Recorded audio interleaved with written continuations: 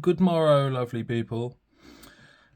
Today I just thought I would run through my haul from the London Pen Show October 2023, which at time of recording was just over a week ago.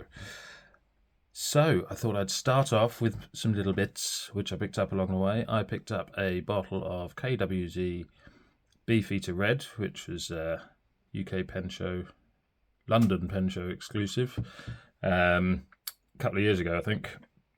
But this was just before I actually got into the hobby, and I didn't actually manage to pick up a bottle, but I have used some in the past and really liked it, so I picked one of them up because it's reappeared. Marvellous. I also made a stop at Manink for some endless top-ups. I got a creative block, which is a nice little regalia papered desk pad, and nice little clip. Hold that thought. Hold it. For clipping my pages where I want to clip them, which is nice. And I picked up endless recorder in regalia paper as well. I also bought some pens. Hang on. So going to a pen show is, I have found it's a good idea to have a vague idea of what you want to buy and how much you want to spend. Does that always go to plan? No.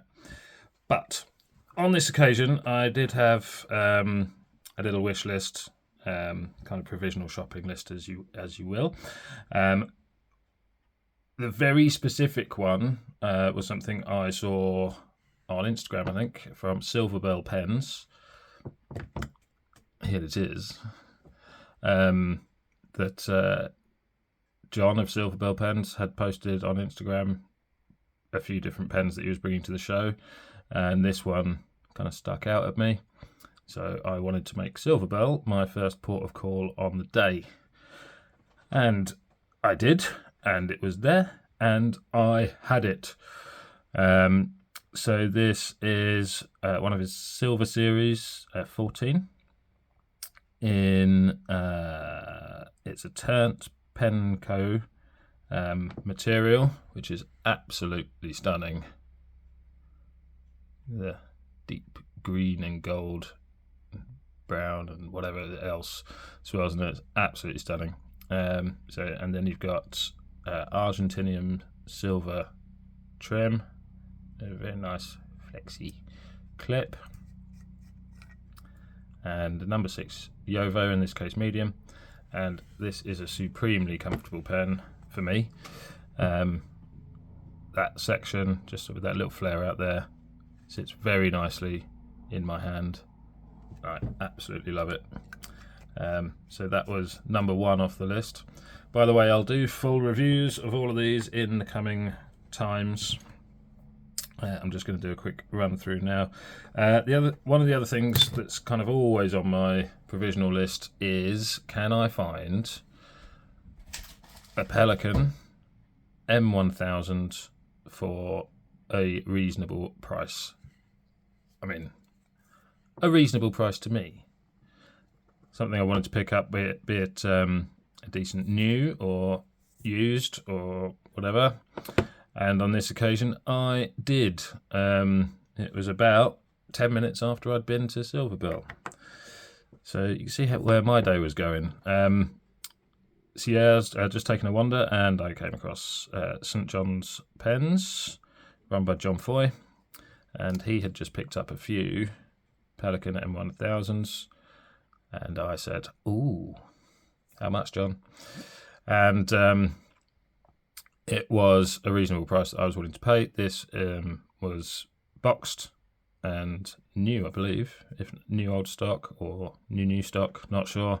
Didn't really question it too much. I had a look. It was in mint condition. It had a box, so I am game. And I'll tell you what, this nib is absolutely stunning. I got it in a fine. The other problem I had at the time was John had, I think, 5 sitting there. In varying nib sizes, so that took me about 10 minutes to choose a nib. I was flitting over a broad, bearing in mind that Pelican nibs are usually a lot fatter than your usual grade. So I thought, oh, a nice big juicy broad. But then I thought, well, the fine's going to be a little bit bouncy maybe, and a bit fine and a bit broader than a fine. So I went for that, and I'm glad I did. I absolutely love it. A nice classic green stripe there. Next up, right next to John, was right here table, and I was browsing around there. In the back of my mind, I had in my head Twsbi Diamond 580 ALR in the newish sunset trim. Wasn't desperate or anything, but there was one sitting on the table at a reasonable price. A bit less than you would probably normally find online. So I snapped that one up as well. I'm not a massive over-the-top Twsbi fan. I don't mind them. I've got nothing against them, but I'm not a massive, I'm not a Twsbi collector or anything like that. But I just really liked the sunset trim that came out on this one, and I'd had it in my mind to have a 580 at some stage. So this one just jumped out at me a little bit, and I think I picked this up for 40 quid. So very nice. Obviously, you can see I've put a bit of yellowish ink in there. Yep, so nice little snap up. Then on my travels, I came across the London Pen Company, run by Sean, who had come all the way from Canada. And I wasn't planning to buy anything at his table, but I stopped for a chat and an inspection of a few things, and lo and behold, look what happened. So yeah, I was chatting away to Sean, looking at a couple of his pens and whatnot, and I don't know, this one just kind of just jumped out at me. This is a Christopher 14 in Jonathan Brooks resin, and I want to say it's Twisted Cherry Blossom, although it might not be. It might be a variation on that. I might have to email Sean and see if he can remember what it is, because I've in my excitement at times I forget to get proper details. But just the kind of more I looked into it, there's like nice little subtle bits of gold sparkle in there, and I do like the kind of koi-esque white swirl. I mean, just with the pink there and the darker edges. Yeah, so it was in my hands, and I couldn't put it down. So that came home with me as well. Also got a nice little rickshaw sleeve from Sean. Very true. You can't. Yep, so then next up, it wouldn't be a London Pen Show without me buying a Benu from Derek from Stonecott Fine Writing. He had a nice selection of Benus on display as normal, with a few new bits as well. And I'd been umming and ahhing over a bourbon, which is this, for some time. It did take me a little while to make the decision, actually, because there was also, he had a few different ones, but there was a Bora Bora finish there, which I really like. But I decided to go for this one. I think what probably just snapped the decision was he actually had this one inked up for trying out, and etc. And the nib was gorgeous wet, smooth medium Schmidt nib. So I'm sure the others were great as well, but my brain works like that. It's like, well, I know that one's fantastic, so I'm going to have it. So yeah, that came home with me as well. Yeah, I know. One more. This was a complete accident, and not accident, but completely unexpected. Wasn't planned for, wasn't looking for. I wasn't even going to buy it when I picked it up, to be honest. I was just poking around.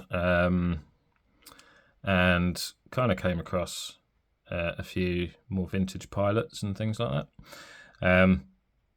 And amongst them was this Pilot Elite with a sterling silver cap.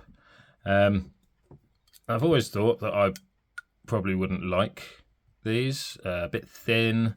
I'm not generally a pocket pen person. I'm not against them. I just, most of my things usually go in a shirt pocket anyway. Maybe this isn't technically speaking a pocket pen, but it's getting on that way. But it does have a clip. So as opposed to, I don't know, something like a Gravitas pocket pen, which are great, but I don't really want them in my trouser pocket. I'd still want to clip them in my shirt pocket. Anyway, but I just thought it'd be a bit thin, maybe not suited to my grip or writing style. But obviously there's a lot of admiration for the Elite or the modern version, the E95S from Pilot. So I picked it up to have a look and a feel. And do you know what? Really comfortable. Really, it's I don't know about the standard editions, but the added weight in the silver of the cap does make it sit very nicely in the web of my hand. And you can grip that anywhere up here. So yeah, it's a bit thinner than my usual go-to, but I actually find it really comfortable. If I'm kind of back up here a little bit, you got that kind of semi-inlaid nib there, broad in this case, which actually comes out more like a stub, but a smooth stub. It's very nice. And complete with the vintage sack filler, or aerometric, whatever you want to call it. It's a squeezy one, yeah, squeeze it. Ink goes in, brilliant. So yeah, and I don't know. Sometimes you pick up a pen and it's just a really pleasant surprise of how good it feels in your hand. And that was that. So I got that as well. So that is my London Pen Show haul from October 2023. I'll do full reviews of these coming up soon. And I hope you have a lovely time, whatever you're doing today. Take it easy. Catch you next time. Bye-bye.